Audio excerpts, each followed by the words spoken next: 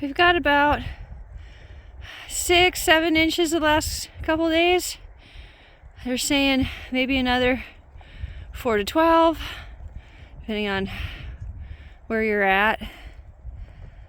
I think we're on the edge of the storm personally. We're getting a little bit less than what they were saying. It's all sticky stuff though. It's hard to shovel, hard to plow. You can't really snow plow it. I mean, the county's really trying. They're doing what they can with salt and stuff, but it's just making a mishmash mess. But Onyx seems to be enjoying playing in the snow. There's little trails all over the place that are smaller than the other boars and stuff. And she was mostly like 2/3 buried in a snowbank. And I went to thought maybe she was stuck. Went to go get her. She just prances right out of it. I'm like, okay, she's having fun in the snow, while her 2 sisters are sitting all warm and toasty in the house. They will be coming out here Tuesday. So I gotta work Sunday, Monday. It's easier for the husband to feed them if they're in the house.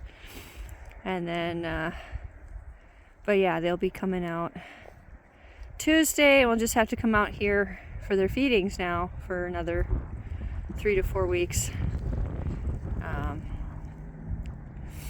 But I think we can deal with that. They're getting too big to be in the house. They're trying to get underneath the tarp. I have bungeed to the inside of a pen, which I really don't want messes all over my floor.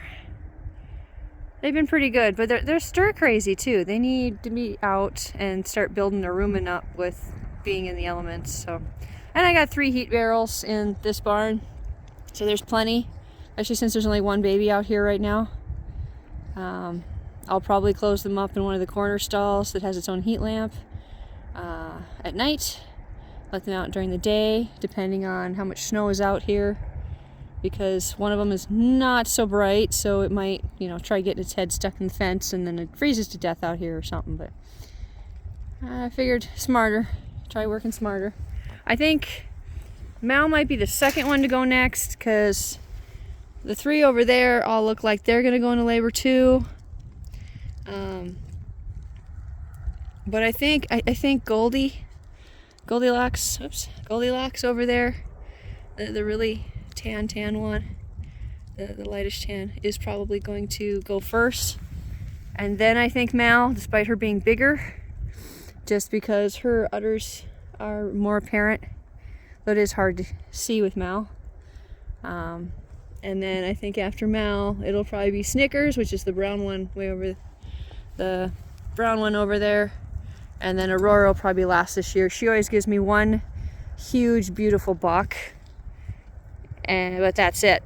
So we're thinking maybe everybody's tests come back negative again this year. We'll probably see if we can sell all the boars.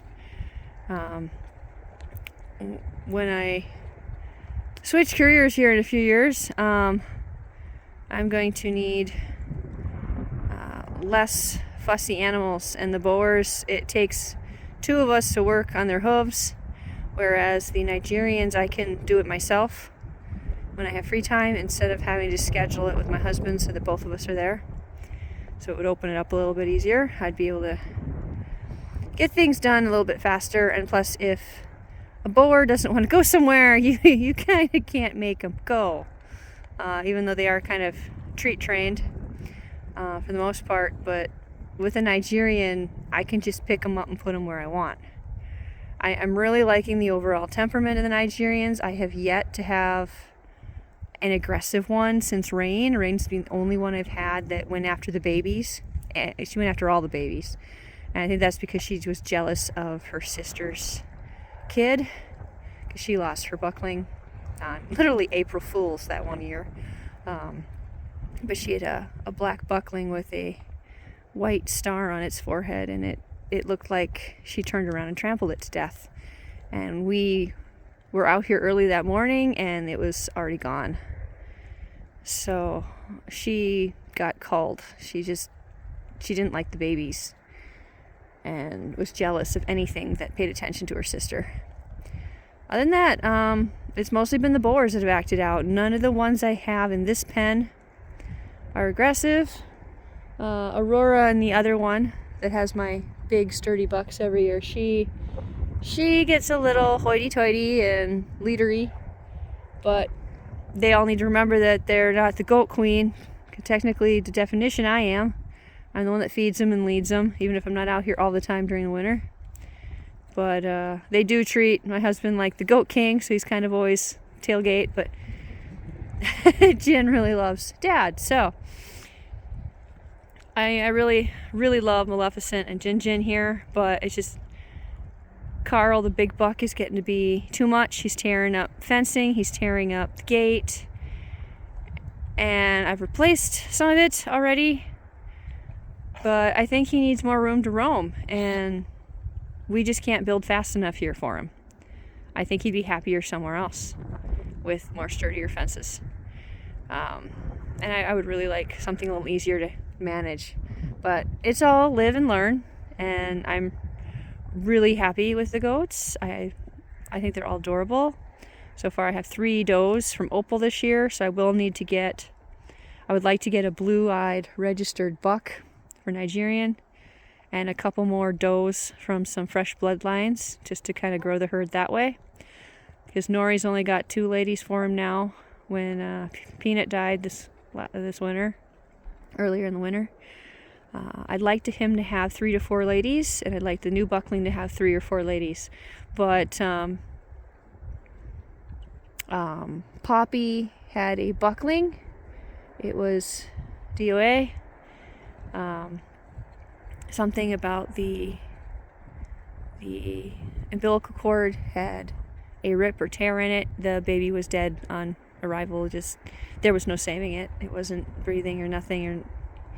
She was pretty depressed and heartbroken for a while. But anytime I bring the 2 bottle babies out here, or even just Onyx there, will crawl on her and stuff. So she's babying Opal's baby, which is all good, because Opal is actually like her cousin according to their bloodline chart. It's like her cousin's daughter, I think is how it goes. Poppy is, I think she's 6 years old this year, or 7. She's getting old, but she has routinely given birth to 2. My understanding, she's had 2 a year, except for this year where she had the 1 buckling. So to have that many live births is pretty good.